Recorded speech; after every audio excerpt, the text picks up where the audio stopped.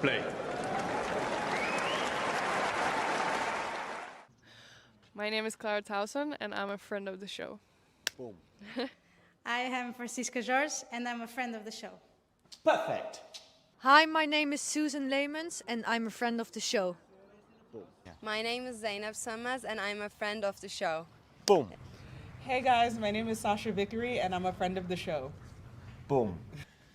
Hi, my name is Lloyd Harris, and I'm a friend of the show. Perfect. Hi, my name is Jasmine Paolini, and I'm a friend of the show.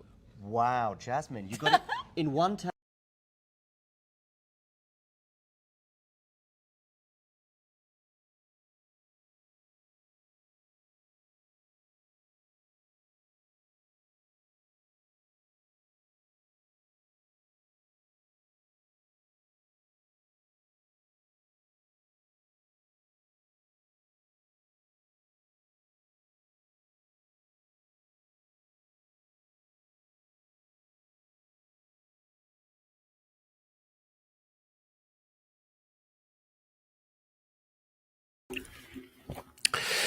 Hello, guys. Hope you're doing fine. I see there's also a producer in the background, which I didn't expect. A second ago, he was not there.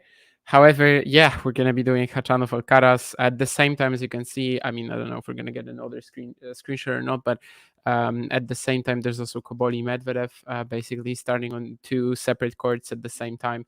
Both should be pretty exciting. We are going to focus on Carlos, but I mean, maybe if there's a tiebreak or something, I will switch over to Koboli Medvedev for a moment. I mean, we'll see how it goes, but definitely our focus today is the match between Alcaraz and Khachanov.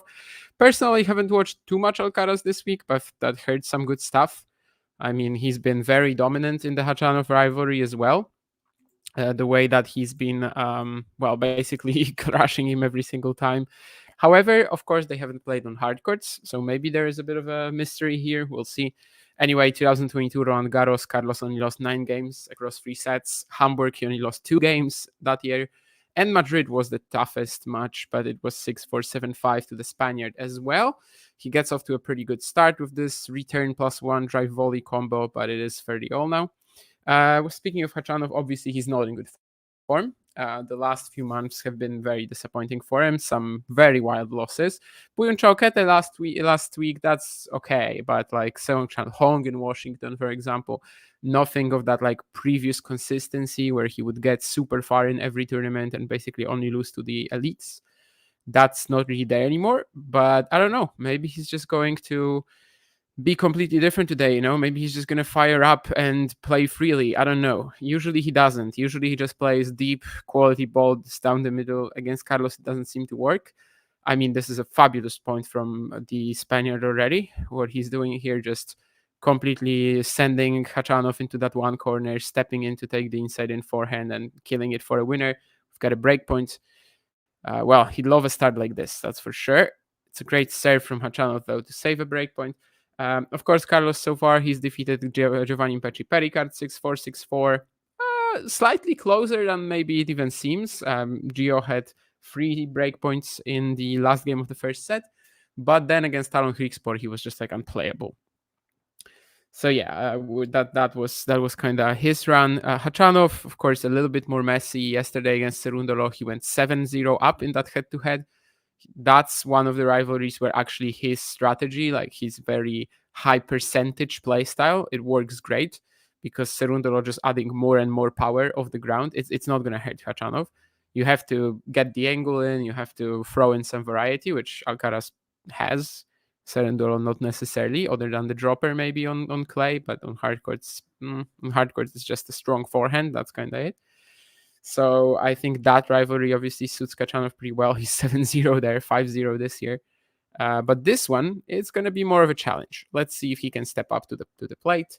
And he takes the first game, of course, saving that break point with some quality serving again. There was also that +1 forehand cross-court winner.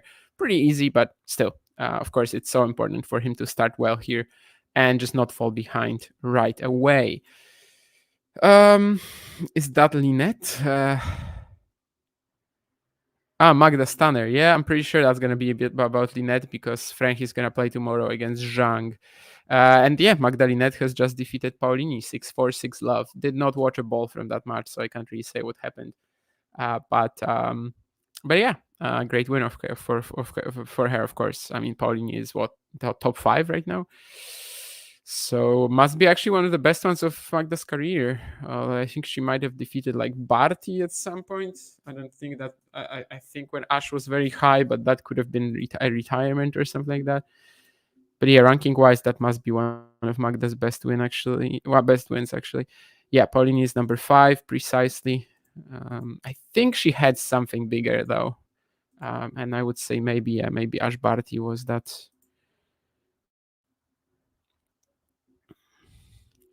Friend of the show, yeah, unfortunately. He used to be Mr. Consistent. That's about Khachanov, I suppose. Ken Koboli hurt Medi. Well, I was thinking he would at the US Open, and then he didn't. So now I'm not sure. But yeah, it felt to me at the US Open that this should be a very tough matchup for Daniil in the third round. Third round? I think it was the third round, yeah. And it wasn't. We have a funny exchange at the net here. Eventually, Alcaraz plays a lob. Khachanov tries to go for the tweener. Again, stupid call. I mean, should have run around it, but it's not quite as egregious as the Fields Berrettini one, right? We were watching that one a couple of days ago, and Fields going for the tweener and set point down there was just... This one, at least, it was the first point of the second game, so you can afford a bit of flamboyance, if you may. Well, I mean, Carlos is just firing on the forehand side so far. Another perfect inside-in winner. And, well, if he plays like this, it's going to be pretty tough for Karen to keep up, I think. Speaking of these Magdalena wins that I mentioned, how many against the top 10? 4. Well, I guess this is the 5th. But yeah, she beat Ash Barty at Roland Garros. That's what I thought, but that was via retirement. She did beat Svitolina when she was number 5 as well at Wimbledon that year, and also Caroline Garcia when she was number 4 at the Australian Open last year. So yeah, basically, I guess if you want to look for that, like her third best win ranking-wise, I would say neither of these is like particularly impressive because, of course, Garcia can lose to anybody. But it was during that Australian Open run where Linette had like her peak. So maybe that one was actually the best. Maybe the Svitolina one at Wimbledon. Because, yeah, Ash retired at 1-6-2. So, but yeah, I mean, definitely a huge moment for Magda. Tomorrow we have the other Magda playing. Magdalena Frank against Shuai Zhang. Shuai Zhang suddenly finding her form. If Frank wins this, she's going to have like a pretty ridiculous run already with the Guadalajara title as well. And, well, I mean, Iga Świątek pulled out of this event, but the Magdas are keeping up the Polish presence, So, yeah, they've certainly stepped up so far. Alcaraz also, just great game to kick things off. 1 game all. Had a breakpoint in the first service game of Khachanov, but, of course, did not convert it.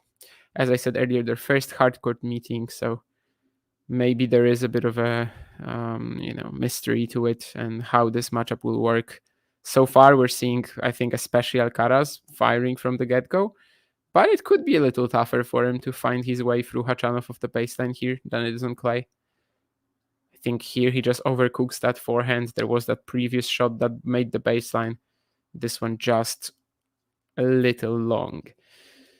Beijing already, of course, on the men's side today has had 1 match finished. Andrei Rublev beating Alejandro Davidovich Fokina, and he's also going to play Buyun Chaokete later today.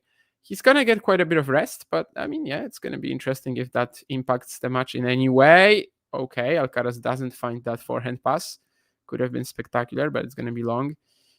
Still good efficiency from Khachanov there. I think that would have been a very low margin shot if Alcaraz landed that. So the approach was good. And Rublev against Buyun Chaokete, Sinner Lehechka on the main court later as well. And of course, as I said, Medvedev Koboli. Tokyo is going to start their semis in about 43 minutes with first Machac Umber and then Fils Rune. As I said yesterday on the sort of little show that we did in the evening, basically I think Tokyo is the bomb this week rather than Beijing. But I am excited to see how Alcaraz looks.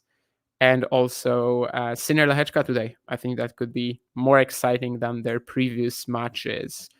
Yannick beats Iji in Ostrava 2019 when they were both 17. Of course, this is like, a very antiquity, basically. And when it comes to the last meeting, of course, that was this year in Indian Wells, and it wasn't particularly exciting.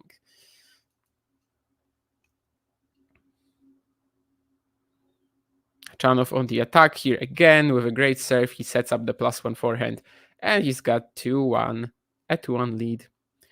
Definitely a good start for him, and he will hopefully continue to make this match competitive. Some interesting questions there for sure. Adi is going to bring us Cinderella Hedge Calculator. Nice. Do I eat eggs or avocado for breakfast? I don't eat eggs or avocado for breakfast. I mostly have oatmeal with some hazelnut cream and some fruit. Basically, it covers for a lot of stuff. And I do run in the morning most of the days. So it's good to eat like a carb-heavy breakfast. Eggs I usually have in the evening, if anything. Avocado I don't really buy. Like, I don't have anything against it, but I don't know. I'm just not used to it. I could though. Like, I don't hate the taste, not at all. Intermittent fasting, I never tried. Not really for me because I like eating too much. Like, I just love eating, the entire day. Basically, every 2-3 hours I have to eat something. So I wouldn't really like that, I think. But if it works for somebody, I don't think there's a medical reason not to do it. So if it works for you, go for it. But yeah, eggs I have mostly in the evening, I suppose, rather than in the rather for breakfast. But yeah, I do eat a lot of eggs. I do never fast. Yes, that's very true. I have a shake hands grip, and I've never. I tried penhold, I guess, for fun, but first time I grabbed the racket, it was shake hands, and never really considered the other. It's kind of unnatural for me. I've played a few penholders. I guess you don't really need to adapt too much when you're playing someone with a different grip. It's mostly for their preference. But yeah, I've played a Chinese penholder actually, and recently also a Polish one. Yeah, I don't think it really makes that big a difference. So if they're more comfortable with it, why not? Of course, penholds is super popular in Asia. In Europe, not really. So.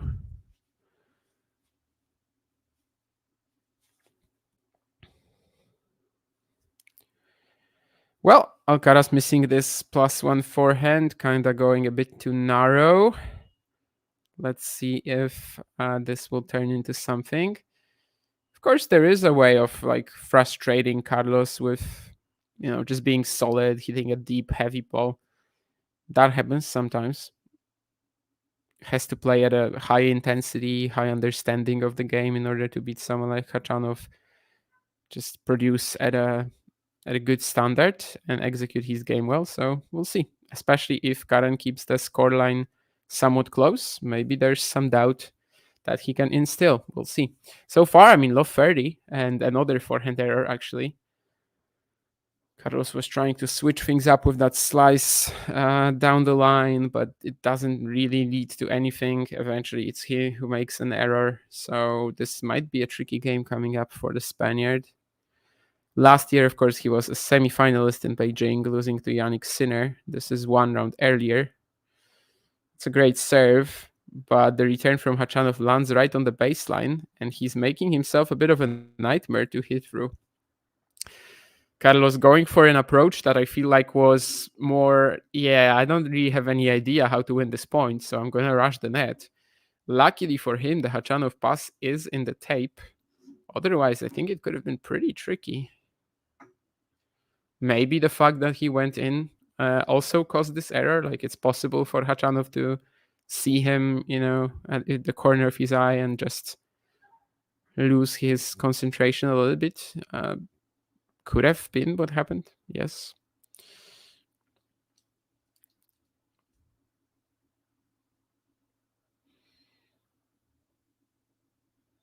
Block return from Khachanov, and Alcaraz throws in a very intelligent drop shot here.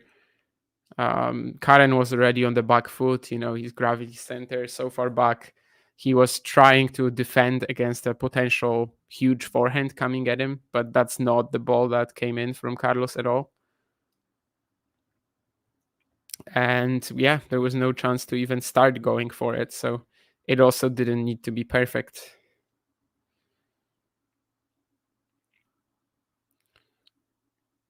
But this is a great return from Khachanov at Carlos's feet. He tries to have volley, but it's going to be long.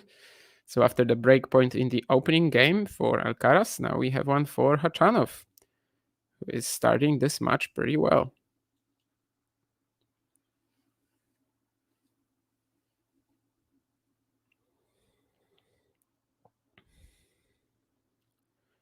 I actually have to check, but I don't... Has Alcaraz been broken this week? I don't think he was broken against Pecci Pericard. I know he only lost 3 games against Grigspor yesterday, but I'm not sure how many of them were breaks, if any. Not yet. Yesterday, or yeah, yesterday, I think so. Anyway, it's a longer rally, and Carlos does force this error. The inside and forehand has been on fire right now. Nurlan is a pen holder. Yeah, he might be quirky enough to do it. I would like to play Nurlan in table tennis or in tennis. It would be fun. We'd do like a table tennis, talking tennis special on it. We'd have to. I mean, it's the founder after all, against one of the biggest contributors. Is Carlos currently the fastest player on tour with raw speed? The minor? I think it's Alex. Monfils not at this stage, but probably years back as well. But yeah, I would put Demon above Carlos, I think.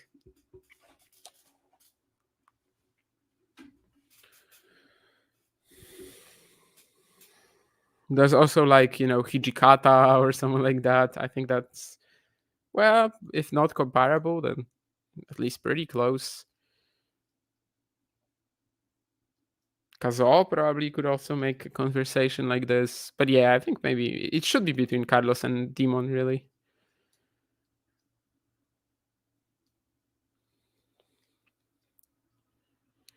Anyway, Alcaraz gets out of this game. A few sloppy errors at the beginning, but he manages to save himself. And I was about to check something that I forgot about, but that, of course, was going to be whether Carlos was broken against Grigspor or not. Ooh, this occasion, the approach from Khachanov at the Alcaraz forehead doesn't work. Carlos reads him like a book and gets this incredible passing shot cross. That's like that's even way before Khachanov reaches the net. Yeah, so Alcaraz didn't face a breakpoint yesterday against Grigspor.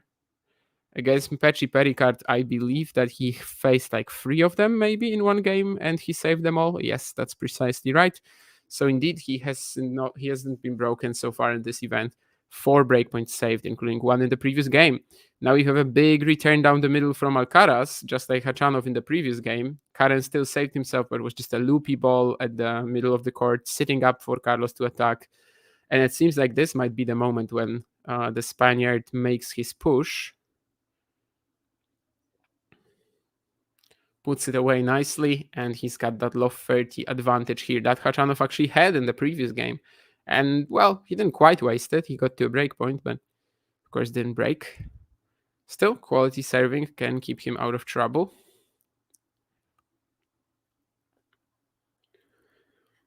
Khachanov once, well, I want to say famously, but maybe infamously, had that long losing streak against the top 10, which kind of represents how most often he is not able to catch up to players like this, or like, step out of his comfort zone. We'll see how it is today. That's another really good return from Carlos. Karen did well to keep himself in the point, and that's the flare from Alcaraz coming in. I thought he missed this. I was like, okay, so this is the moment when you see how Carlos is maybe going for a bit too much, because, he sees a ball he likes to crack, and he just goes for it, regardless if it's a percentage play or not. But, well, he finds the baseline with this incredible forehand winner, so that's going to be 2 breakpoints for him now. Khachanov serving at the forehand again, but this time Alcaraz is in the point. And now the challenge is going to be to win this from Khachanov. High-speed counter from Alcaraz, but I think this one he misses. Yep. Once again, he was just trying to... Well, I mean, he correctly guessed where Khachanov was going to play, and he was just trying to smash it using the angle and the power of Karen's shot, really. but it's 30-40 now. One more breakpoint. On this side of the court, on the ad side, I feel like Khachanov has been serving a little bit weaker generally this match so far. Can't find the Alcaraz forehand that easily either. Okay, but this time he managed.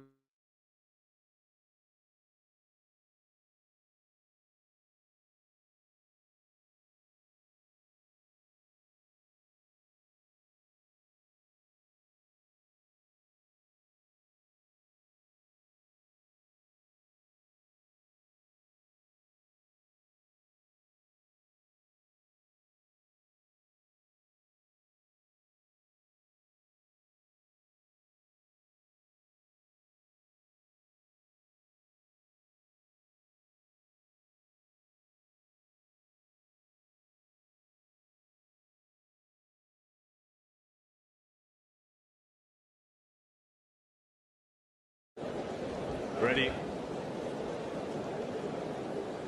Play. My name is Clara Towson, and I'm a friend of the show.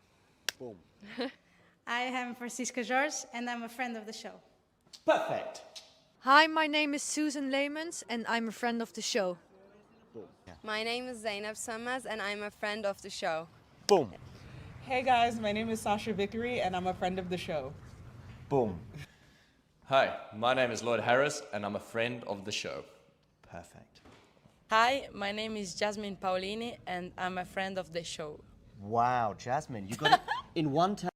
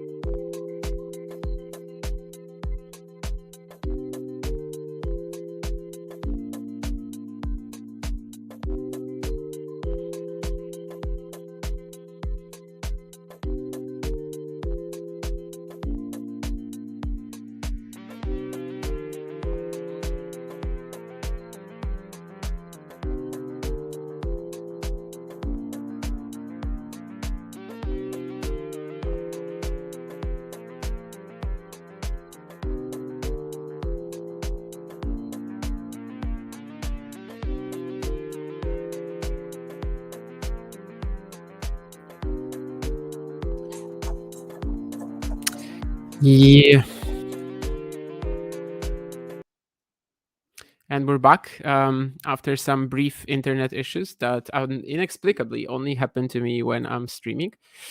But anyway, we are here. There were some questions earlier that I think are now missing from my chat, interestingly. From En serio? That's interesting. Anyway, I think he said something that I like play like Florian Mayer, probably, which, well, I don't know if I should take this as a compliment or not. Definitely a unique play style. Effective, but unique. In the meantime, Alcaraz got the break, which I am just now rewatching in order to have an idea as to what happened. There was a backhand return winner to set up the break point, basically, and that third break point eventually was.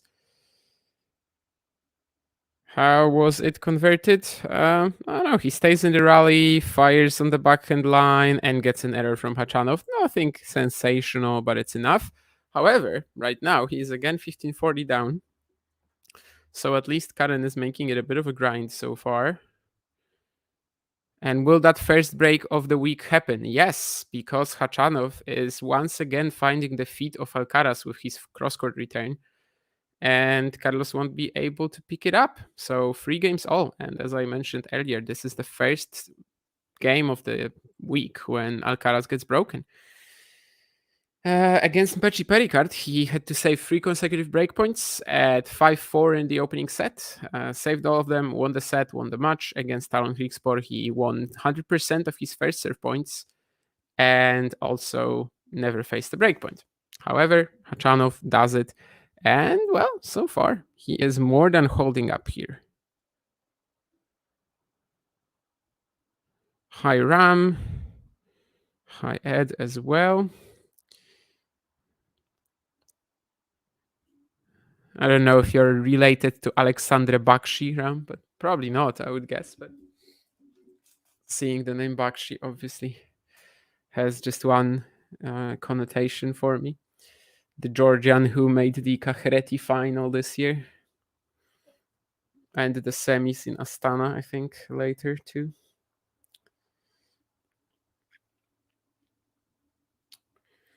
Anyway, Ferdinand Khachanov.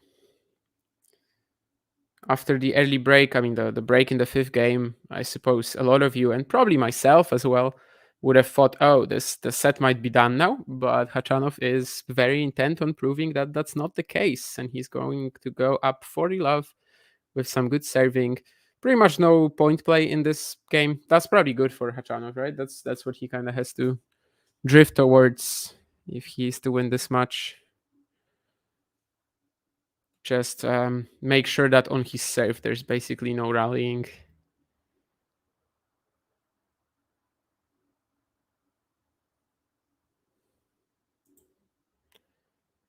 Backhand cross for Carlos. He is still on this point, but overcooks the loopier, heavy forehand into the Khachanov backhand corner. So that's a quick game for Karen. And yeah, 2 minutes later, basically after that break for Alcaraz, we are already at 4-3 with Khachanov back in the lead. Speaking of Koboli and Medvedev so far, they are going tighter than their US Open clash, which I think was very quickly sort of steering into Daniil's favor. And, but he has just broken as well, 3-2, so we'll see. And, well, there's also Shanghai qualifying. I don't know if there are any major stories today there. Shapovalov defeated Yu Su. Perhaps some of you will be happy to hear that Dan Evans as well winning over Uchiyama, which right now is a pretty good win with Yasutaka's form, I think. Yeah, that's kind of maybe the bigger stories there. And on the women's side of Beijing, we are now starting Vekic Andreeva as well. Vamos, Damian, vamos. Hi. Glad to see the enthusiasm, I guess. Tokyo final in the doubles is set as well. It's going to be Cash Glasspool against Behar Galloway, which is pretty interesting because Cash and Galloway, they played 56 matches together this year. And basically both pairings that just started playing together in Hangzhou last week. So it's good starts for them. And a very regular doubles pairing is going to now clash for an ATP 500 title, which I think for both of them would actually be the biggest title of their careers. So Not for Glasspool, who has already won an ATP 500, but for Cash and Galloway, yes. Julian Cash, not Robert Cash, since that's also a pretty good doubles player, but from the other side of the ocean. Alcaraz serving at 3-4.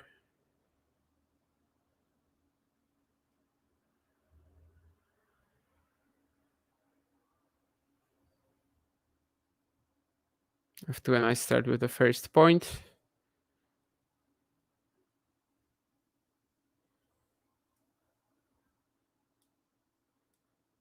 This trade down the middle also works for him eventually, with Khachanov shunking his forehand.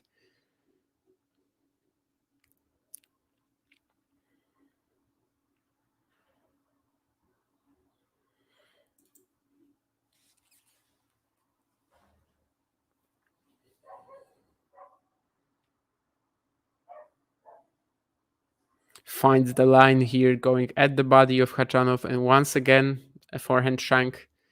That, of course, happens to Karen quite a lot with the sort of extreme grip he has. Maybe he should hire Matt Daly. But, of course, Matt Daly right now is working with Coco Gauff. And by the way, we will have that Gauff-Osaka match. I know some of you will be quite excited, and I can't blame you. I actually counted, and they were 3 times this year they were in the situation where one more win for Osaka and they would have played. But instead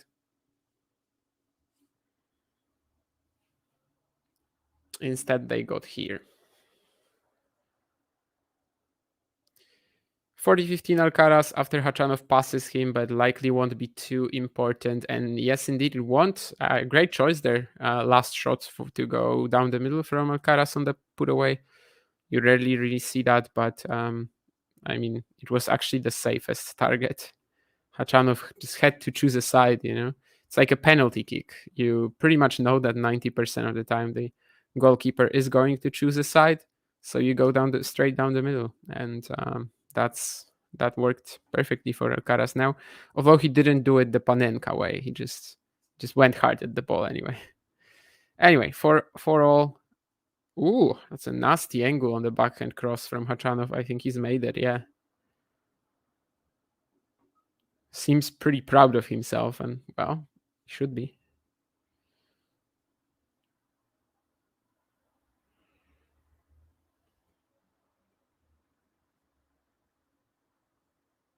Karen cleaning up something from the court, probably a bug or something. 32 minutes into this first set, and of course things have been very tight so far.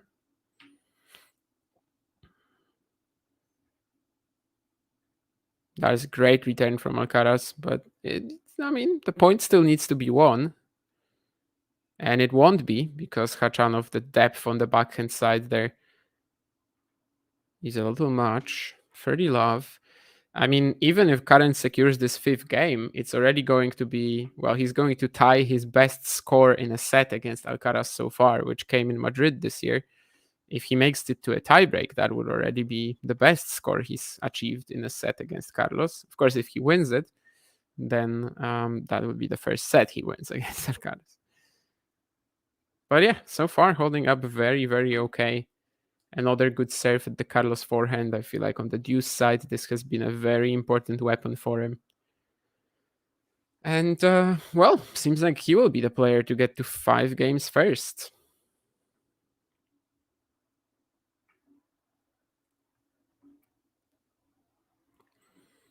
This is not as easy as the Kriegspor match, that's for sure.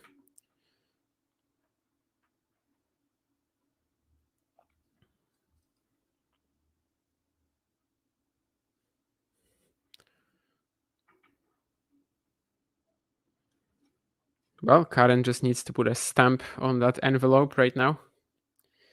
40-15.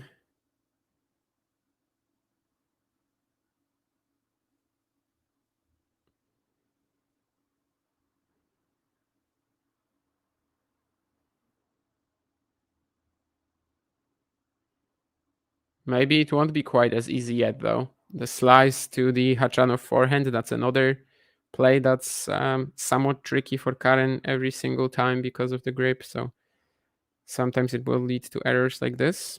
And well, 40-30 from 40 love. So, I mean, very vital right now. Oof, tries to go T for an ace, but I think it's just a bit long. Can Khachanov just close out this game, or will this become a problem for him? Well, Carlos gets a ball he can attack, and he actually plays this pretty short inside in forehand. I don't think he meant it like this, probably. But, well, the shortness of that actually ended up being pretty tough for Karen, interestingly.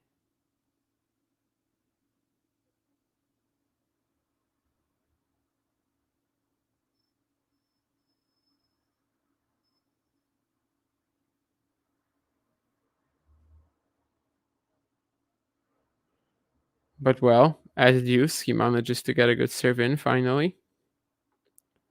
Yeah, just wants to close out this game. That's really all there is to it.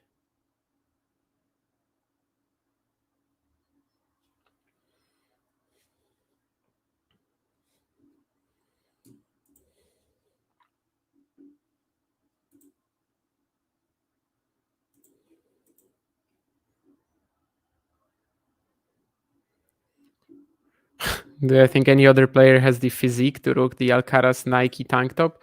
Andrea Pellegrino is always in a sleeveless shirt as well, and I kind of laugh at it sometimes that if he wasn't spending as much time as in the gym as on the court, then he probably wouldn't be.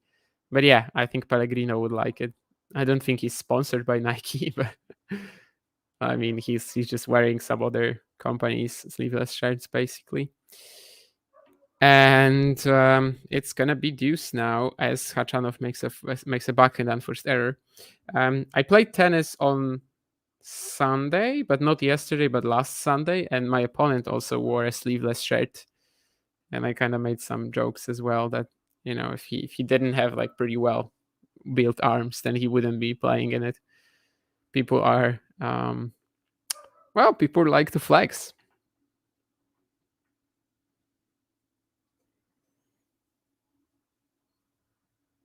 Rafa obviously was famous for sleeveless, especially at the beginning of his career. But I think even later there was an Australian Open where he wore something similar. Anyway, this game suddenly got tricky for Karen, so we've got a 4-all. Another game point at 4-all. And another time he just misses a simple backhand. He is pretty irritated with himself. I mean, it wasn't going to be a winner, but wow, okay. Głodna byłam means I was hungry, which I guess maybe is about bageling Paulini, or I don't know. That's Magdalinette seems really nice on Twitter. Like her, she's funny. I like her Twitter account. I don't think I've ever talked or interacted with her in any way privately. I don't think I've ever watched her live even. She didn't play the Warsaw 250s. I was not at the 250 in Gdynia. She didn't play. I mean, she played one of these Kozerki ITFs, but that was the one which I actually didn't visit. So I don't really know her at all, off the court. But on Twitter, she seems really funny. Anyway, now suddenly we have a breakpoint for Alcaraz with another one of these good return and forehand put away combos. He slices the ball to the Khachanov forehand here. Karen needs to stay safe. Carlos stepping into the court to try to attack and find the Khachanov backhand, but it's going to be Karen on the front foot now. Really should be putting this away, and he is with a great volley. That's a fantastic point from Khachanov all in all. The way he defended himself, turned defense into offense. Could have done a bit more on that backhand near the net, definitely, but it was a slightly tricky ball. But he made up for it fully with the forehand volley, so he saves a pretty fabulous breakpoint here. Let's remember that he was 40 love up in this game. He really wishes he closed it out like 5 minutes ago. but he keeps himself in this, which of course is quite crucial. I mean, if he gets broken, then Alcaraz is going to serve for the set.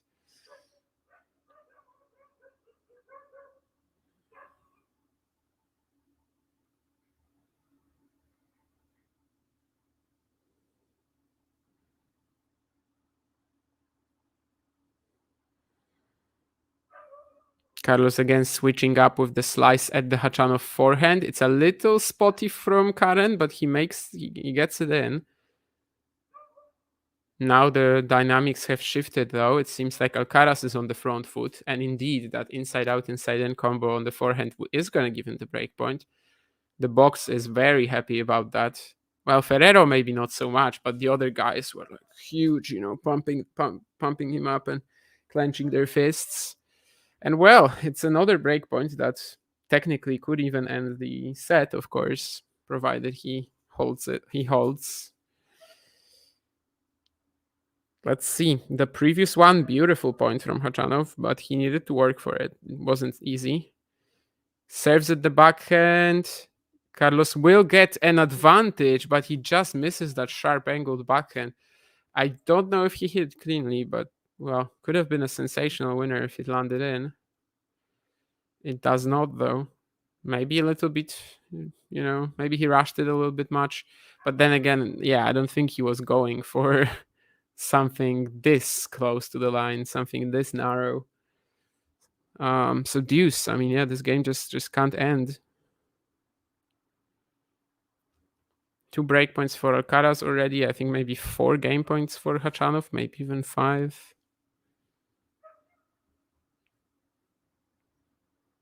They're not willing to let this go. And well, Alcaraz is going to miss this forehand return. That's one he'd like to have back. That's for sure.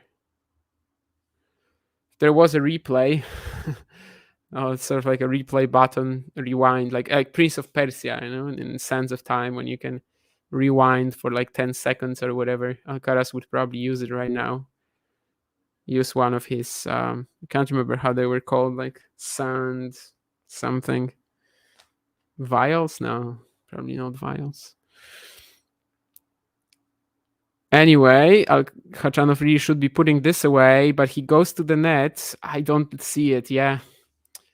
Again, on that mid-court backhand, Khachanov is a little too conventional with his placement. And while previously he was able to get out of it with the stunning forehand volley, this backhand one was not quite there. And Alcaraz also doing this so well, just really delaying it to the latest moment possible and making sure he knows exactly where Khachanov will be going before hitting this one. Am I dropping out again? No, it's just my stream. It would be good to see the next point, to be honest. I would like that opportunity. So please work with me.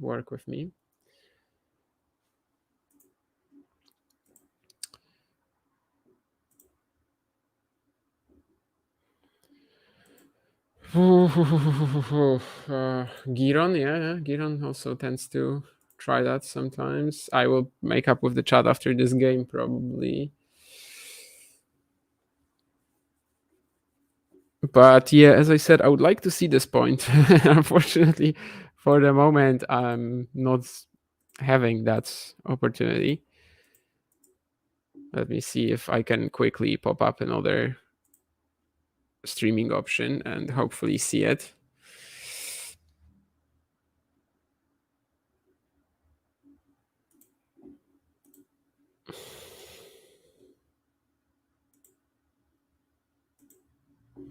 Well, okay, we've got a breakpoint for Alcaraz. Watching this on a slightly slower feed now, and Carlos will miss the backhand cross. Yeah, just can't get over the line in this one. I mean, neither can Khachanov, to be honest. So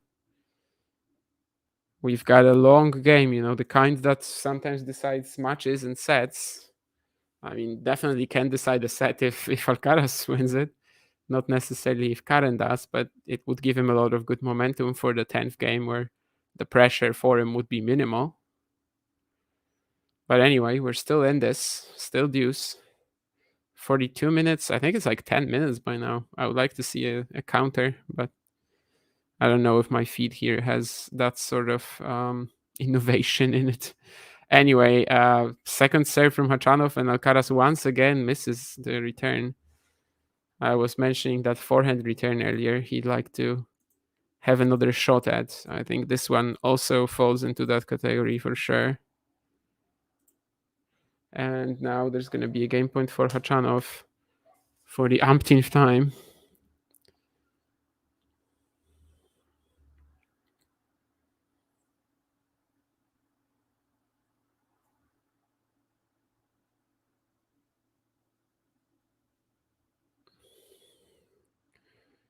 Carlos has him on the move, will attack this, and should get the point.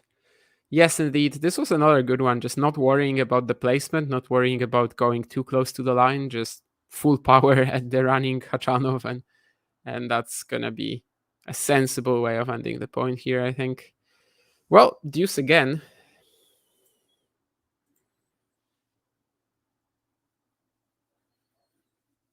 I don't know if this game will ever end, really. By the time this game ends, Magda Linette and Magda Frank might already be playing the Beijing final, just like they did in Prague recently. Anyway, that's another attempt from Alcaraz to set up a breakpoint with that huge backhand down the line, but it's into the net. And, well, once more, Khachanov on the game point. This is the side where he's not serving quite as well, but maybe he can find something now. Goes T, and again, I think it's long. Yeah. I mean, that's a very narrow miss, that's for sure. Could have been a game there already. But the return from Alcaraz isn't great. Khachanov really should be getting this point. I don't know if he will, though. Oh my god, he's really wasted this. Still in it, though, and Alcaraz will miss the shot. This time Khachanov didn't go for it winner. He went for this one like kind of above his head, just get it back to Carlos, and it worked. But yeah, should have put it away way earlier, but Alcaraz ended up lobbing him and still losing the point. Ugh. That's my reaction to Daniel Medvedev being 5-2 fairly love up on Koboli already. And that's not because I have some sort of incredible fandom of Rafael Koboli and I really need them to win it. I just wanted to see a competitive match, I guess. And it's not happening. Anyway, John probably takes his penalties like Jorginho. I dislike that way, really. I'm glad that Lewandowski started doing it a bit differently. Like, okay, sure, it's efficient. I know that both Jorginho and Lewandowski had very high, percentage accuracy of hitting penalties with that strategy. But, I mean, it looks like, I don't know, it just doesn't look well. And also the fact that when it doesn't land, you look like a complete idiot. Like, when this doesn't work, it just ends up being like, why did you do that? Why on earth would you try something like that? And I don't like that. I know that efficiency is more important than looks, but I'm a one-handed backhand fan. I clearly do care about looks and aesthetics. Do guys who have been on tour a long time like Khachanov keep trying to change their game or just accept what their strengths are? That is interesting. I would say that Khachanov has definitely accepted what his strengths are. And when he was first emerging onto the tour, when he won that Paris-Bercy 2018 title, I think he was a more risky player. He was a more sort of like confident player, and he was just trying to do something that, the opponents wouldn't expect. He was trying to make them uncomfortable. Whereas with time, I think he kind of dedicated himself to that maximum efficiency. And Rublev is similar to me, but it's not a rule, right? I mean, we've watched, especially the big 3 or 4, even over the years, add so many new elements to their game, and maybe that's also part of it, that they basically had these huge rivalries at the top, and in order to keep up with the other guys, they had to adapt. But yeah, I think there are players who definitely kind of get stuck at some point and they just play literally the same thing for a few years. And Khachanov, Rublev to me are perfect examples of that. And it's great for what it gives them, right? I mean, Rublev is probably going to make the ATP finals like 5th time in a row, but Does it actually sort of like progress his career forward? Debatable. Like there's no real sense of progress in Rublev's game at the moment. Anyway, Alcaraz now, after wasting all these breakpoints, he is going to find himself 4-5 down, and in this very tricky spot where, well, you have a lot to lose, but not much to gain, really. Lost the first point too, but that dropper on the second one should help him.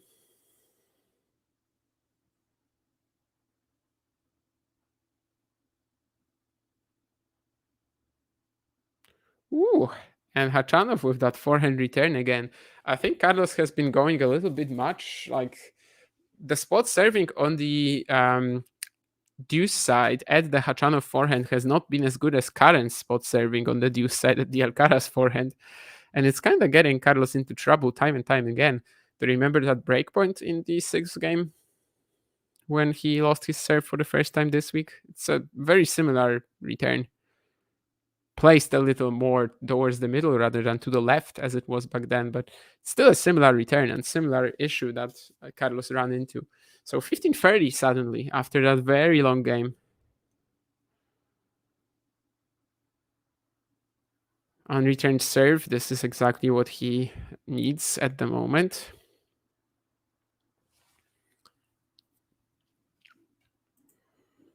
Yeah, Głodna byłam, I already mentioned that. Yeah, that it was I was hungry.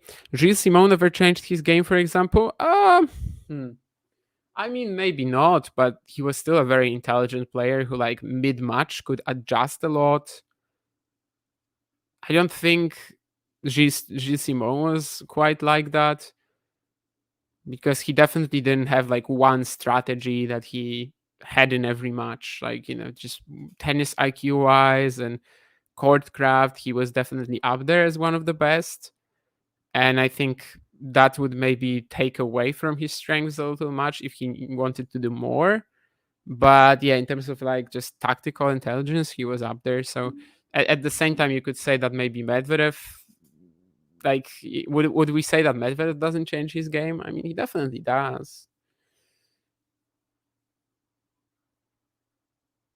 Like, sure, Gilles Simon didn't become a power hitter, but you can't expect that. So I don't know if he's a good example, to be honest.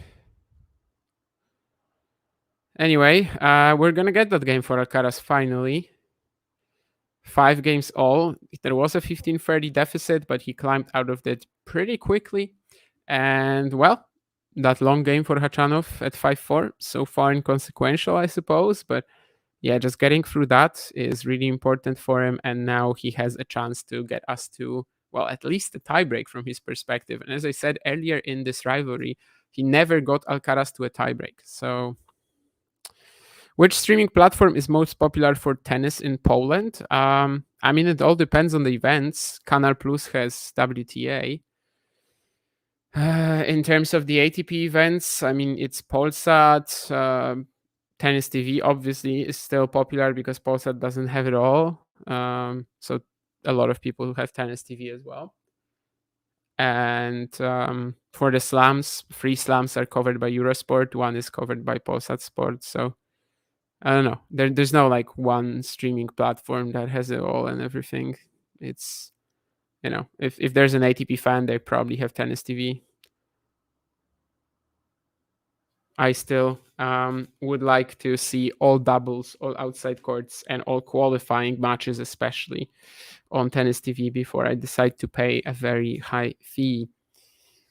Anyway, Khachanov at 5 games all, 15 all. Carlos was trying to kind of speedrun the net here, but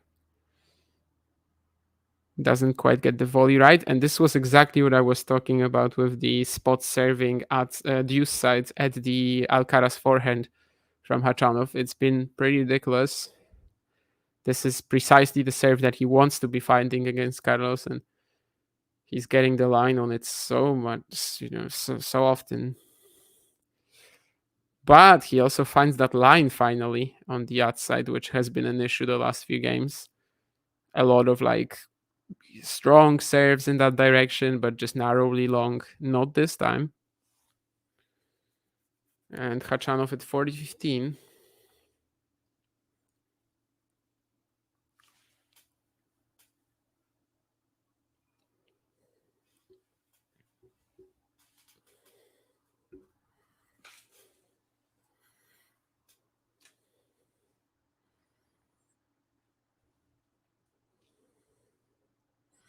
And is that a double fault? I suppose. I was thinking it's probably game Khachanov, and I think for a brief second he thought so too. Will we have a challenge, or is Beijing? I always forget. No, it's Beijing is electronic. Okay, yeah, I always forget which one is electronic and which one is challenge system between Tokyo and Beijing, because I think they're different, right? Yeah, I mean, there's no line umpires, so obviously that suggests that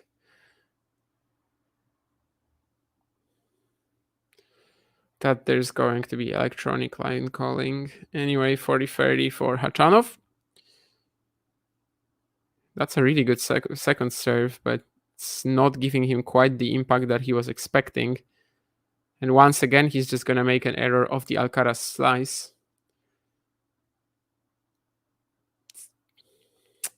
I mean, this is an error you've made a billion times in your entire career, Karen.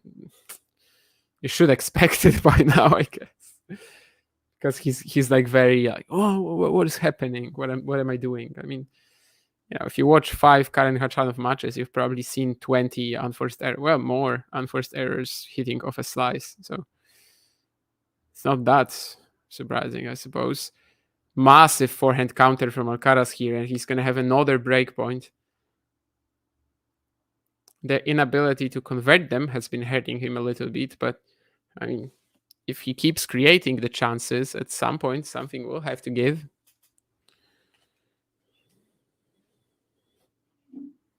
It's just how it works, I guess.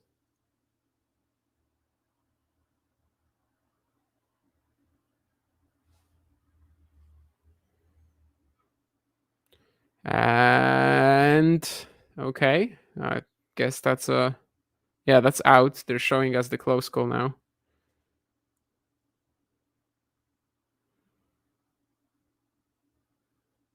Khachanov on the attack has to lift off that lower ball right beside the net for Alcaraz, but it's gonna be into the tape, the passing shot attempt. So once more, a breakpoint is not converted by Carlos.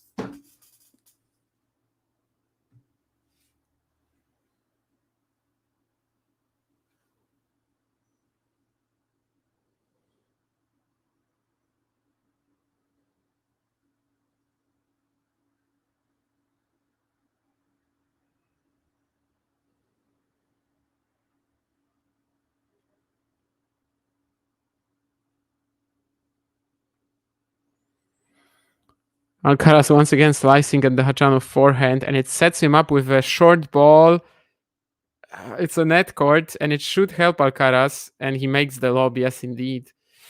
I mean, shouldn't have been he shouldn't have hit the tape with this. It was a pretty easy, aggressive forehand, it seemed. But anyway, eventually he gets the point, and it's going to be another break point. Somewhat unlucky there for Khachanov because the net court was really tricky. Like he could get to it, but he couldn't really do anything but lift it into the Alcaraz comfort zone, and then the lob was a little too good. Breakpoint once again.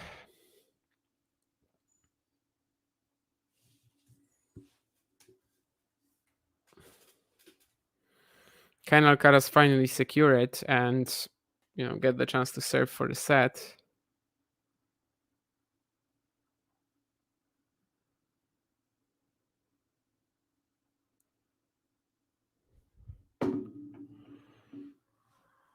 Okay, T serve once again goes long. His accuracy on that one has to be pretty low, I think. And second serve, what will Alcaraz do? It's pretty deep. Drop shot from him. Karen will track it down, but Carlos really should put this away. He plays a lob. Khachanov might be able to make him smash. He actually won't. So after the changeover, we're finally going to have Alcaraz serving for the set. I mean, the backhand drop shot here may be the first time he played it in this match. I think he played a few forehand ones, definitely. but maybe the first time he played the backhand dropper, and it works like a charm. Plays that safe backhand lob too, enough to win the point. 6-5, and will be serving for the set. But this has been competitive. This has been a really nice match. Why do I think Rafa has never won Paris-Bercy or the ATP year-end finals? I mean, indoors as well. He only has just one indoor hard title in his career. Against, if you check his records on hard courts against the top 10 also, because like ATP finals, you play only top 10 players, right? I think his top 10 record against, on hard courts is like 40% or something like that. So it's tough to win the ATP finals like this. I mean, the reality is that, especially quicker indoor hard courts, it's not good conditions for Rafa's game. Only one indoor hard court title at the very beginning of his career. One indoor clay title as well, but of course that's a very different story. But yeah, I will actually check that top 10 record. But so against the top 10 on hard courts over his whole career, he actually went up to 50% at the end of it because he had a good 22, right? So in 22 he went 4-2, I guess. Yeah. But yeah, I mean 75 against the top 10 on hard courts in his entire career. So like if you think about it, if at the ATP finals you're going to be playing 5 potentially, I mean, yeah, definitely 5 opponents from the top 10, and you only win 50% of these matches, you're unlikely to win the ATP finals, right? It's just maths, really. And especially indoors, because if we separate, 75 wins, 75 losses, exactly. And if we separated this into indoors and outdoors, I can't actually do it with this system. I'd have to do it manually. But if we separated this into indoors and outdoors, I think the win percentage would be even worse for Nadal in indoor conditions, right? It would definitely be much better outdoors, I think. So yeah, kind of just maths, if you may. But I mean, it's not like he didn't have runs at the ATP finals, sure. In terms of the ATP finals, I mean, he had a final in 2013, lost to Novak. 2013, that was a great year from Rafa, but then at the end of it, of course, he kind of slowed down. The last few events weren't quite as good. His win rate dropped a bit. 2010, he makes the final against Roger, takes the set. But then again, I think in the indoor record for Federer over Nadal was really, really strong, like 5-1 or something like that, other than the 2013 loss when he had the back injury. And I guess that's the only 2 times that Rafa made the finals, at the ATP finals. He also made some semis, losing to Federer again, and also losing to Medvedev in 2020. But of course, by 2020, that was a bit of a different story. But yeah, I mean, that's just the reality. I think against top 10 players on hard courts, Rafa has a 50% record, and it's not easy. He still won a lot of hardcourt titles, obviously. Outdoors, it was easier for him than indoors, but indoors, his topspin doesn't get any traction. It's a bit too fast. People can attack him. Maybe any, of course, is a stretch, but his topspin is just not quite as effective when the roof is on. And it just doesn't spring as much. It doesn't bounce as much. It's not as easy, for example, against guys like Federer, who, of course, he dominated on clay courts. Up until a certain point, dominated him even on outdoor hard courts. And indoors, he's just not going to get the same sort of damage into his backhand corner. And indoors, he's going to have issues with bigger servers as well, that generally on clay, for example, he won't. I think it's pretty I can't say maybe natural, but I don't think Rafa was ever really that close to winning the ATP finals. And it's not like Miami, for example, right, where he had 5 finals and he was so close many, many times. It's not like, I don't know, Rome for Federer when he had the 2 match points against Nadal. It's not like, I don't know what. Actually, Djokovic has won every title. I wanted to come up with a title that Djokovic hasn't won, despite coming close a few times. I mean, up until a certain point, that was Cincinnati, back when faster conditions were still again not that amazing for Novak. Later on, of course, right now I think maybe Cincinnati is even his strongest ATP 1000 in the 2023 especially version of his career, of his game. But yeah, what I'm trying to say is that it's not quite like he came close so many times, he never did it. He was never even that close. I don't think Paris also there's another thing, right? I mean, he used to skip it quite a bit. top players, especially Nadal and Federer, they used to skip Paris a lot. I think Federer has only won Paris once as well. Like, yeah, they very rarely played it at some points even. So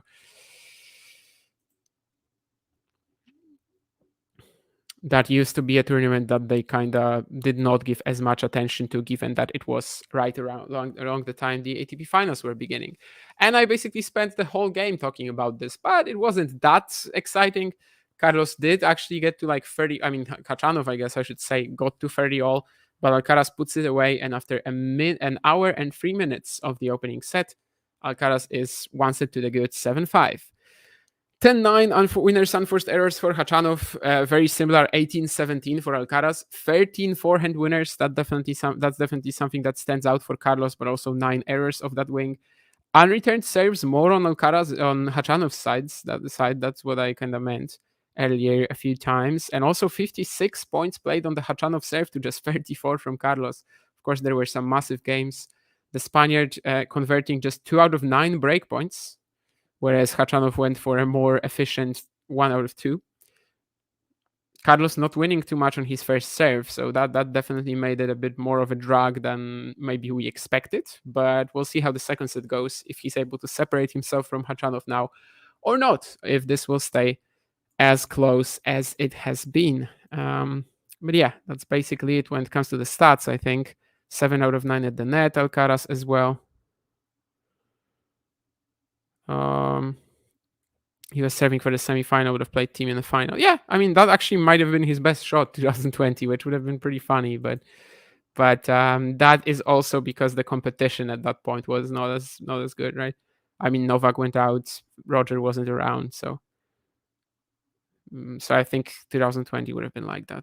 But yeah, I was just looking at his Paris records as well, and I mean, he made the final in 2007, but got trashed by Nalbandian. That's the year where, of course, David beat both Djokovic, Nadal, and Federer in one event. Absolutely legendary run.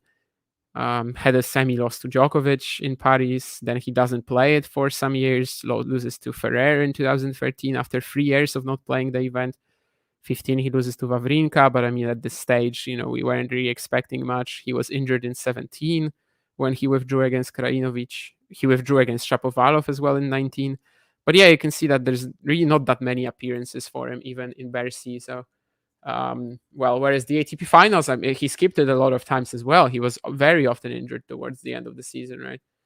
So yeah, I think that's kind of also one of the reasons. I think especially for Federer, though, it's a bigger reason. His record in Paris isn't that great because, like Rafa, he didn't really focus on that event.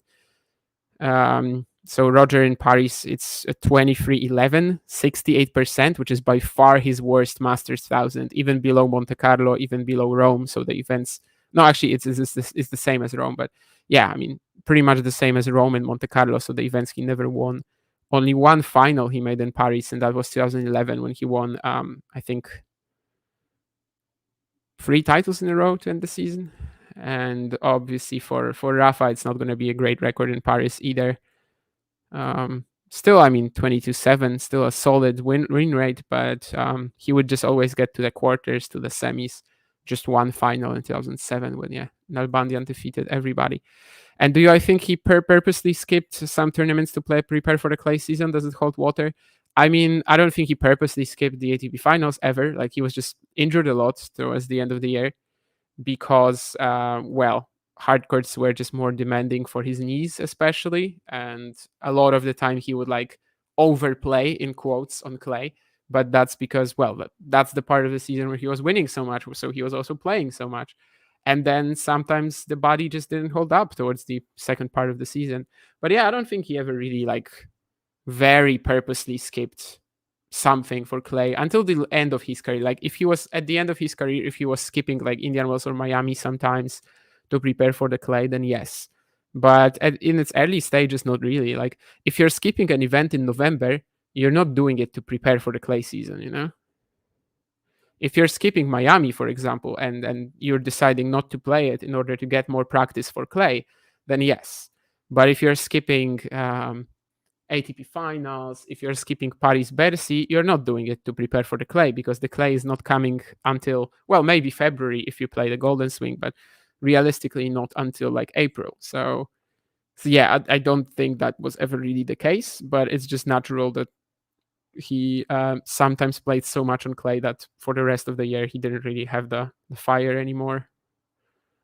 But yeah, I think over the years it was rare that he would like skip Miami for better prep for the clay season. I don't think until like very late in his career that was ever really a thing. Just kind of scrolling through this, I mean, he skipped it in 13, but that was just like when he was coming back right after the injury, won Indian Wells, so he pulls out of Miami. But otherwise, yeah, up until like really late in his career, I don't think there was ever really a consideration. Yeah, I mean, otherwise, I don't really see it. Skipped like 2 months after the injury in 18, but again, that's injury. Also skipped Miami in 2019, right? So yeah, not until late in his career where he would maybe decide not to play Indian Wells or Miami and focus on the clay. But yeah, that was not until very late. Anyway.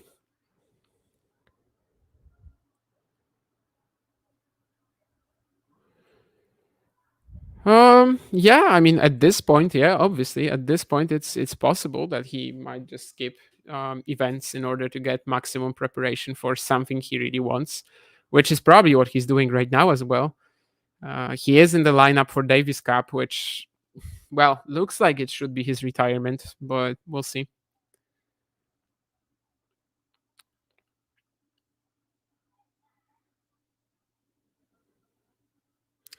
Anyway, let's get back to Khachanov and Alcaraz. First game of the second set goes to Karen. So again, really important start. Just not allow the momentum that Carlos built up to explode and just allow him to steamroll him in the second set or something like that. It's been a good effort from Khachanov, but then again, I mean, there's a lot of these similar issues that I talked about earlier too, right? That the match is still on Alcaraz's racket. Like there's not much that Karen does that bothers him realistically, other than maybe serving well at the Alcaraz forehand.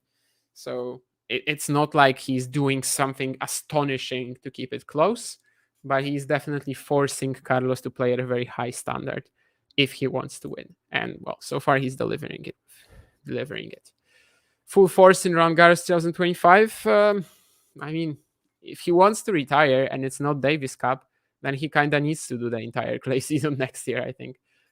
I mean, could I guess go out in Madrid or Barcelona, but I don't know. Personally, I thought that maybe the Olympics would have been a good time, but we'll see.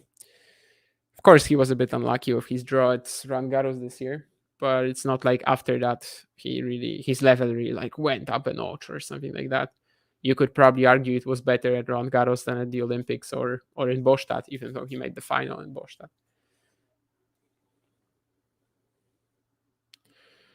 Yeah, there were some brutal ones. I mean, in Bostad, I think it was very explainable. Ajdukovic Navona, it took a lot out of him. Hurkacz, well, yeah, that was maybe the worst one.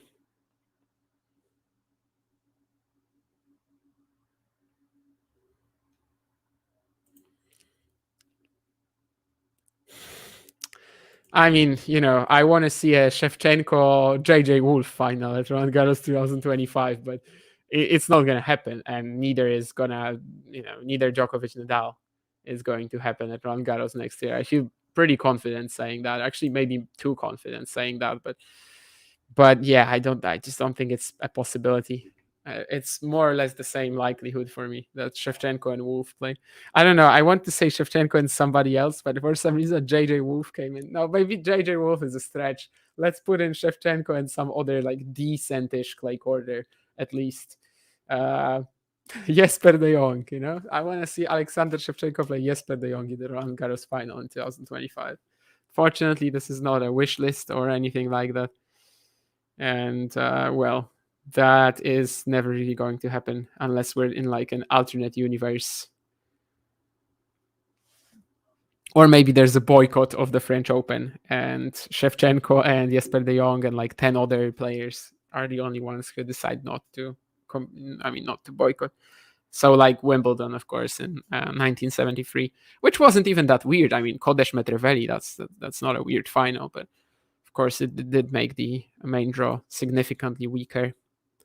I think if some random players made the final there, we might be talking after all these years, we could be like asterisking it a bit more. But since a guy who won 2 other slams won it, I guess no one really mentions that all that much.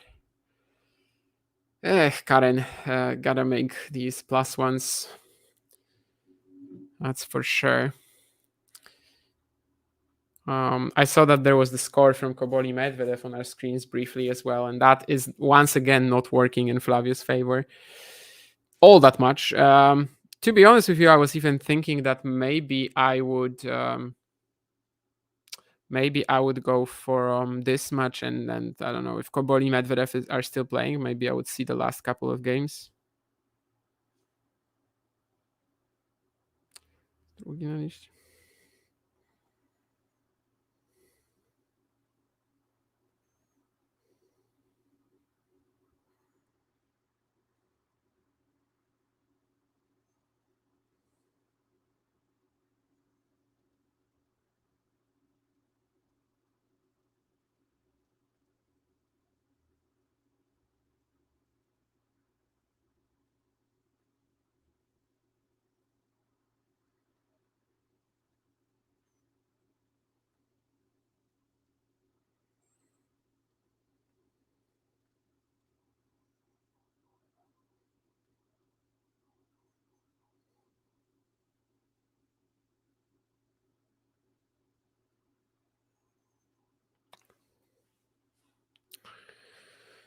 And Khachanov also serves it out. That 1+1 forehand error didn't really stop him from completing this game in, maybe not record time, but definitely quite quickly. You might be interested to know that the recent Chengdu hero, Alibek Kakhmazov, is in a bit of trouble in Shanghai, losing to Moro Kanyas 3-6, 2-4. Of course, Moro Kanyas is, kind of a friend of the show.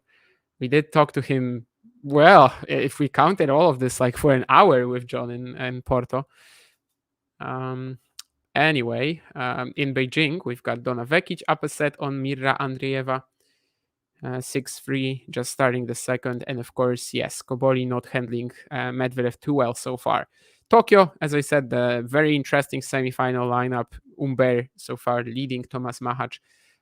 Honestly, would be a great story if Umber made it, because if you guys remember, he has that insane record in ATP Tour finals, which is currently 6-0. And he is actually just the third player in the Open era to get a record like this, alongside Ernest Gulbis and Martin Kližan. Both Gulbis and Kližan, though, lost their 7th final. So, Umber about to make history, maybe, if he wins the final and the semis. At least have a chance at making history. Clip that statement. Go ahead. Clip that statement. I mean, I understand what you mean. You can never write them off and everything, but I think at this point we can definitely write them off. Like if one of them makes the final, I will not be surprised. But if 2 of them, that's a combination. I mean, first of all, we're gonna have like a 50% chance that they're not even in the same, same half. So yeah, I feel like my bet sort of here is pretty safe. If it happens, I can even what can I do? I don't want to shave my head. No, please don't make me. Once in my life, I was actually about to shave my head for a bet. Or actually, it wasn't for a bet. It was the middle of the pandemic. We weren't leaving the house too much anyway. And I was like, okay, guys, so this is our best chance. If we ever want to do it, this is our best chance. We were sitting 5 people drinking, and one of the guys was already bald. So I was like, okay, all 4 of us have to shave our heads right now. Otherwise, we don't do it. And 2 guys said no. But I was ready. It was the pandemic. I mean, it would have been hilarious if we all shaved our heads and had this photo of 5 bald heads. But I regret that a little bit. But what can you do? Some people just don't have the balls. Although generally, I also don't have the balls to do things like that. I am very connected to my hair, and I really wouldn't want to lose it, at least in that sort of manner. Not to that extent. So, and that was just perfect timing for it.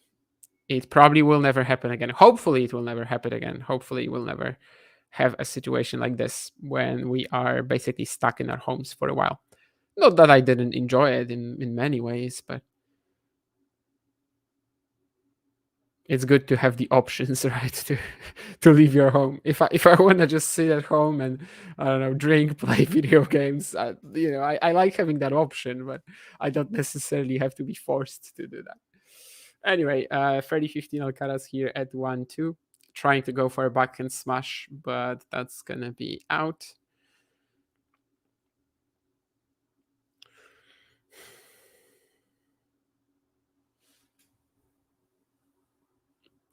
Karen has been giving him a really solid workout here so far.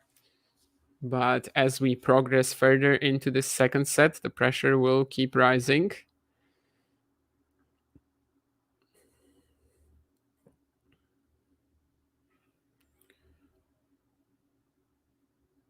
Of course, it's probably worth mentioning that Carlos Alcaraz will face the winner of Koboli Medvedev next, or Carlos Alcaraz or Khachanov. Sorry. Yeah, I can't predict the future, but well, there is one favorite in this match. Anyway, the winner of this match will face the winner of Koboli Medvedev tomorrow, which, should. Right now it looks like it will be an Alcaraz Medvedev matchup. We've seen that many, many times. It's interesting, sometimes non-competitive, but when it is competitive, then it is definitely fire. If it is non-competitive, then it's in the Alcaraz favor. If it is competitive, then pretty much can go both ways, obviously. That's a nice attack from Khachanov. That's the kind of play that we'd like to see more of from him this match, and maybe any match against a top player.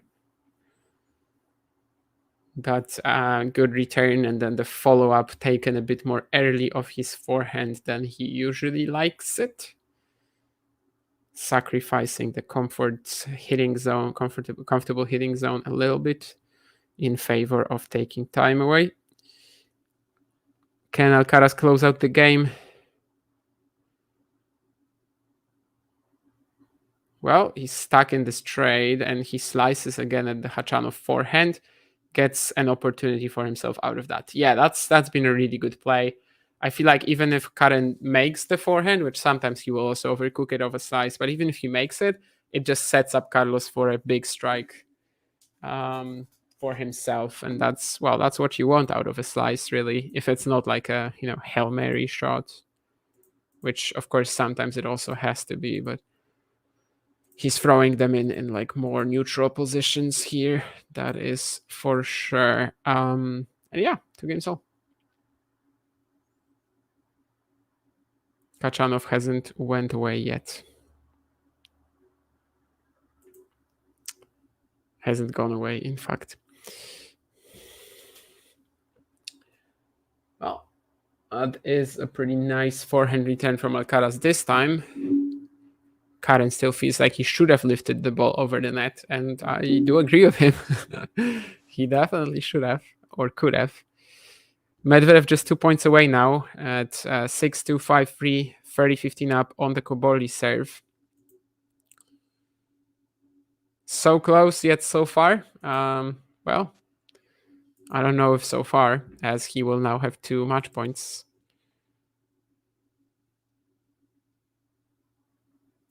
Carlos missing that backhand return down the line. But 2 match points for Daniil Medvedev, as he might be the first player to secure the semifinals in Beijing this year. Of course, Alcaraz, Sinner, Medvedev, these were all semifinalists in Beijing last year. So, well, we might get a pretty similar lineup this year. I do not remember who Andrei Rublev played in the 2020... Not Andrei Rublev, sorry.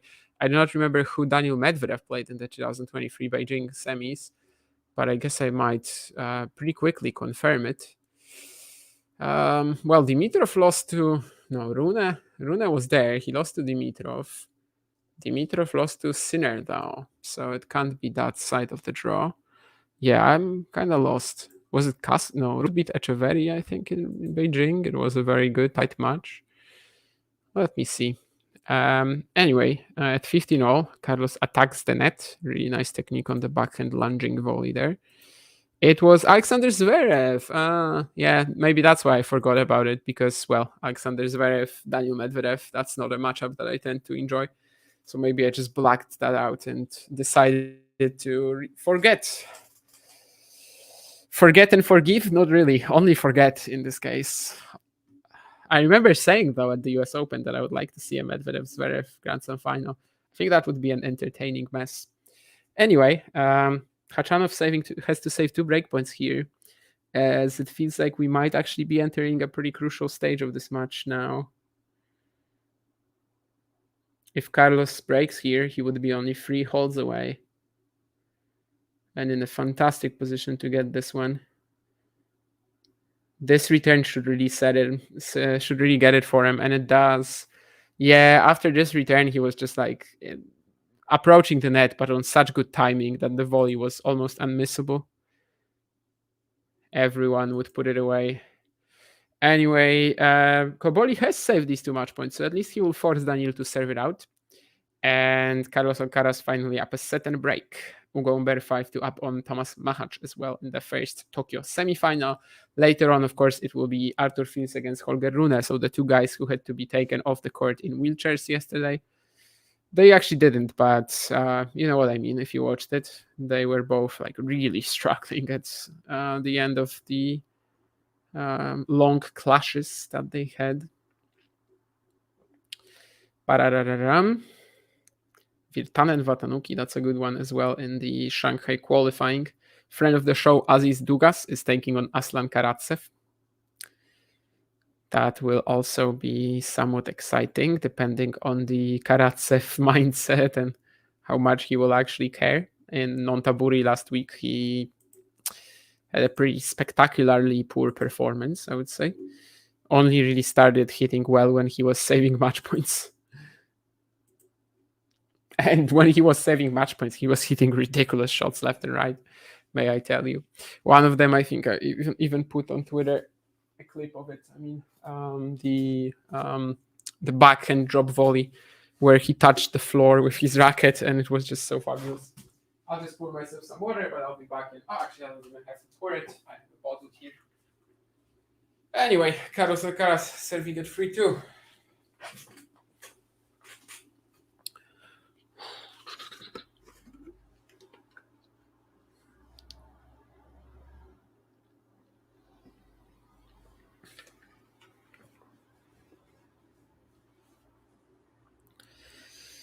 Love. Few high quality serves every game, and he's really going to just race away with it. But let's see. The first break that he had in the opening set, it didn't stick. He was actually broken right back by Khachanov.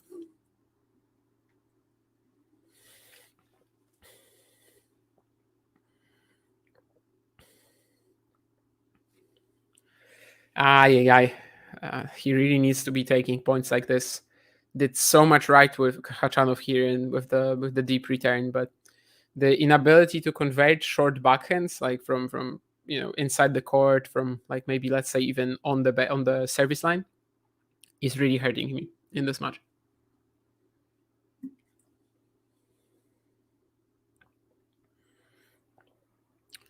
Serve and volley for Alcaraz, but he doesn't even need to play the volley, and he's 40 love up, very close to securing this game, and a 7-5 4-2 lead.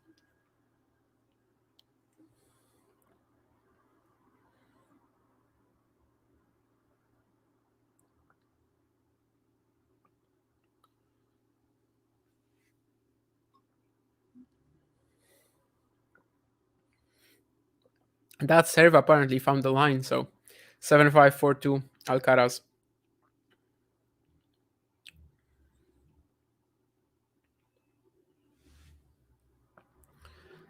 Pretty strong display from him in the second set so far, I'd say. Let's see if he can maintain it and get us to the finish in 2 games, in 4 games. We'll see.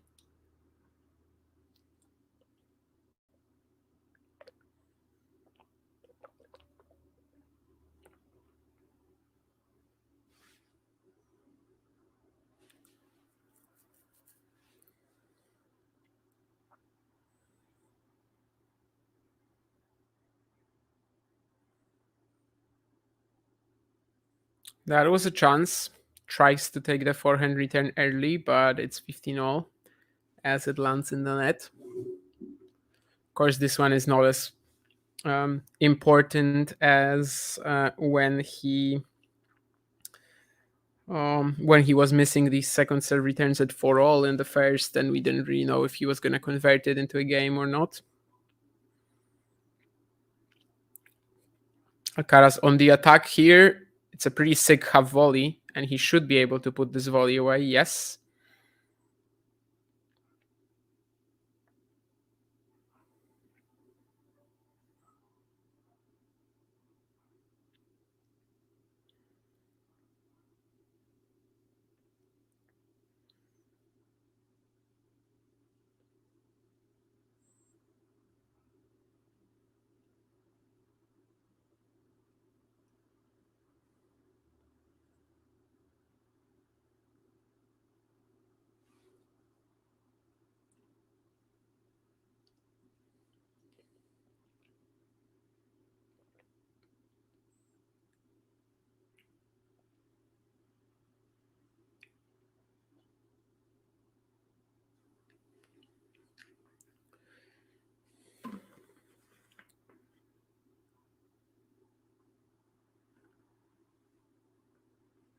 Karen trading down the middle with Alcaraz now. That's a pretty good open stance backhand, but yeah, if he could go line there with the forehand, that would be a stunning combination. But instead, Khachanov just goes cross again with zero pace.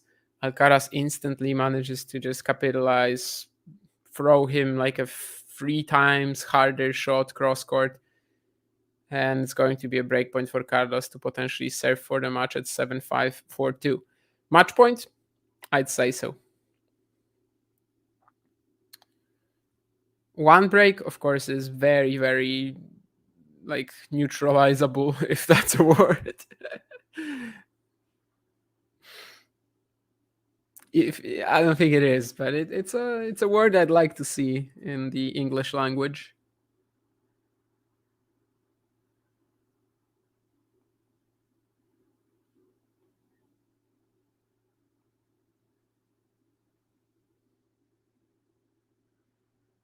No, it is a word. Okay. I mean, yeah, why wouldn't it be, to be honest?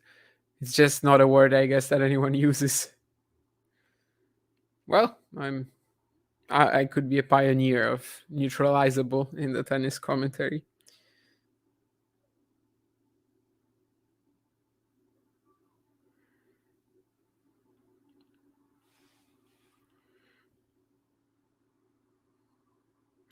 Anyway, one more breakpoint for Alcaraz.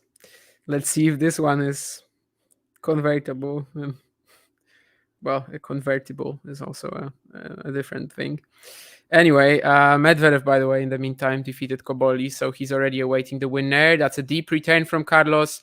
Okay, this forehand drop shot you could read. I mean, this is just... No, Karen, you should have known. This was... I mean, I don't know. If you've watched enough Alcaraz, you just know it's going to be a drop shot here. There was honestly no other option. Like, I have no idea what else he would have played from this spot. But anyway, it gets him the point. 7-5, 5-2. He's going to serve for the match after the changeover. So yeah, the second set ended up being so far, more lopsided. It wasn't like right after the first set tiebreak. He just got away from Khachanov and the match is done, right? But it's definitely been a little more comfortable for him. And well, I'm going to leave some... let's say longer analysis for when the match is done, if it's in one game, if it's in 2 games, if it's in 3 games, we'll see. Retrievable is of course good, but retrievable is an actual English word, whereas neutralizable is also an actual English word. It's just not really something I've ever heard used, but that's fine. I'm all for extending the limits of our knowledge and the limits of our language as well at the same time. Language evolves. It lives like a clay surface. Anyway, yeah, that's a reference to a stream that we did like a billion years ago when someone was laughing at me when I said that the clay is a living surface. But it's that was about Hawkeye, by the way, and why it's not why it's not as good, why it's not as efficient on clay.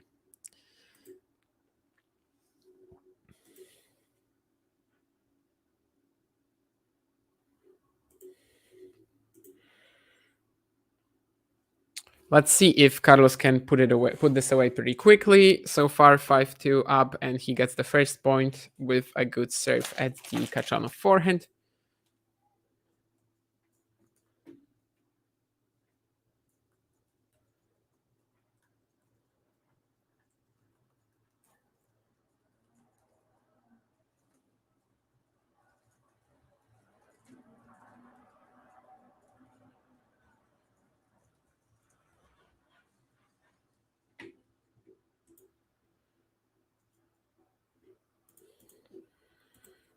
This sort of this primary streaming option that I have has been surprisingly spotty today. I might have to turn on the other one for the last game, which is a little further behind, which isn't a bad thing, I suppose.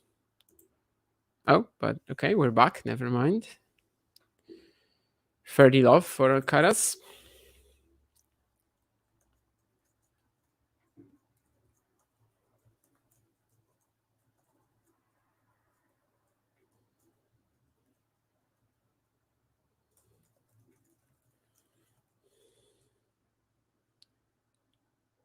Gets another good serve in, backhand cross, approaching the net. This will be a tough volley, but obviously he's going to play it well.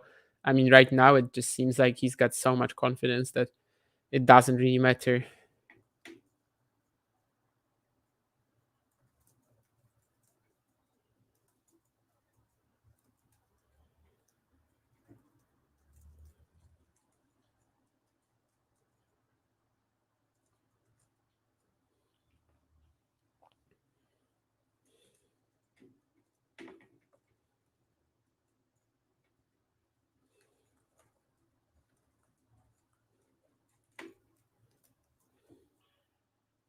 And with this return, this will be the end of this match. 7-5, 6-2 Alcaraz. He moves into the Beijing semifinals where he's going to play Daniil Medvedev. I mean, yeah, obviously this was a pretty solid performance from him. That's for sure. He was pushed by Khachanov. There was that 30-15 moment, or 15-30 rather, at 5-4 in the first set, where I guess Karen was the closest that he's ever been to taking a set of Carlos. But all in all, it was still on his racket. Like, we saw some of that inability from Khachanov to get out of his comfort zone and attack these top quality players, and instead just kind of allowing them to play what they want. He still demanded a high standard of execution. I definitely have to say that. And yeah, I think we can see that Alcaraz is playing with more passion in the US Open swing, and that's definitely already turning into results. It's been the entire week, but this match, I think he was kind of pushed, and yet he still produced the level, and yet he still played with that drive and that hunger again, which is good. That's exactly what he said was missing from his game, in Cincy and at the US Open. And we saw that, the Laver Cup kind of brought it back for him, which is pretty funny to think about. Anyway, speaking of the Alcaraz-Medvedev matchup, Carlos is 5-2 there in that rivalry.